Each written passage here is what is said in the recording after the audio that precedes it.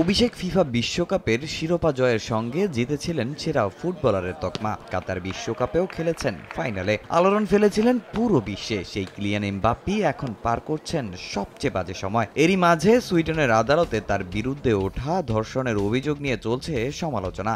অবশেষে এসব বিষয় নিয়ে গণমাধ্যমের মুখোমুখি হয়েছেন ফরাসি তারকা।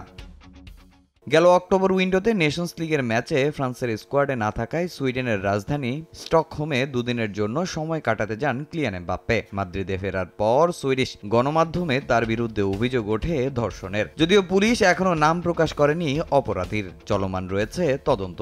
এমন খবরে রীতিমতো হতবাক এমবাপ্পে। আমি অবাক হয়েছিলাম যখন প্রথম খবরটা শুনি। সত্যি বলতে এখনো এটা বিশ্বাস করতে পারছি না। এসব জিনিস হঠাৎ করেই জীবনে আসে আর বিভ্রান্তির সৃষ্টি করে। আমি কখনোই এ ঘটনার সাথে জড়িত না, এর প্রভাব আমার উপর পড়ছে না। আমাকে সুইডেন সরকারও এ ব্যাপারে কিছুই জানায়নি। এদিকে গেল ফিফা উইন্ডোতে ইতালি ইসরায়েল ম্যাচেও এমবাপ্পেকে রাখা হয়নি ফ্রান্স স্কোয়াডে। তবে খেলার ইচ্ছা প্রকাশ করার পরও ফ্রেঞ্চ তারকাকে কেন স্কোয়াডে রাখা হয়নি তার স্পষ্ট কোনো কারণ জানাননি দিদিয়ার দেশম। সম্প্রতি বাজে পারফরমেন্স ছাড়াও জাতীয় দলের প্রতি এই তারকার ভালোবাসা কমে গেছে বলে মন্তব্য করেছেন অনেকে।